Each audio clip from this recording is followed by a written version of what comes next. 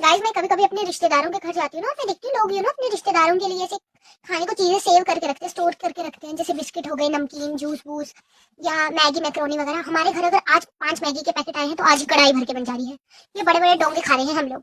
अगर हमारे घर पे अगर लेन देन में एक बिस्किट का पैकेट भी आ रहा है, हम तभी के तभी चाय बना रहे हैं, चाहे दोपहर के 2 बजे हो, चाहे रात को आया हो इंसान, तभी की तभी चाय बना के हम तभी की तभी खत्म कर दे रहे हैं उस बिस्किट के पैकेट को। तो ऐसे भूखे घर से हूँ मैं, मतलब मैं ही भूखी हूँ। वो मैं और मेरा भाई, हम ना, मतलब ऐसा होता है ना, मैं लोगों को देखती हूँ, मैं किसी के घर जा रही हूँ चाय के साथ, एकदम अलमारी खोलते हैं, ये बड़े बड़े पहाड़ लगे हैं नमकीन के और ऐसे बिस्किट के पैकेट्स के निकाल रही है, एक पैकेट ऐसे हमें दे रही है। हमारे घर में तो कुछ बचता ही नहीं है। अगर हमें किसी के घर कुछ लेके भी जाना है तो हम दुकान से ही खरीद रहे हैं तभी के तभी, क्योंकि ऐसे तो कुछ बच ही नहीं रहा है। और अगर कोई चीज कोई रिश्तेदार आया है, जूस वूस लाया है, या मेरी दादी बीमार होती है, लोग जूस लाते हैं, दादी तो पीती नहीं है, मैं ही पी जाती हूँ।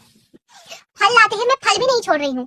अगर आज हमारे फ्रिज में 7 सेब है तो कल शाम तक तो मैं सातों के सातों खा जाऊंगी। थोड़ी थोड़ी देर में, अरे हेल्दी तो है बोल बोल के खा जाती हूँ मैं। और अगर कुछ बच भी रहा है तो वो रात को कई बार नींद ही टूट जा रही है कि क्यों नहीं खाया मैंने, वो खत्म कैसे नहीं किया। और अगर जिस दिन मैं खत्म न करूँ रात को, तो मुझे तो ऐसे सब सुबह ऐसा लगता है कि मिशन इनकम्प्लीट रहा यार, मैं खा ही नहीं पाई। ऐसा हो गया है। मेरे पापा कई बार हम जैसे जाते हैं चोरी छुपे फ्रिज को, तो एकदम ऐसे उठ जाते हैं कई बार आधी रात में, और हमें देख ले ऐसे टॉर्च लेके कि क्या कर रहे हो। तो हमें कहते हैं इतने भूखे हो यार तुम, मतलब मेरे बच्चे तो ऐसे हो ही नहीं सकते हैं, मतलब तुम इतने भूखे कैसे हो। और मुझे मुझे स्पेशली कहते हैं कि तूने तो ससुराल भी जाना है, वो क्या बोलेंगे ऐसे भूखे नंगे घर की आ गई है, मतलब।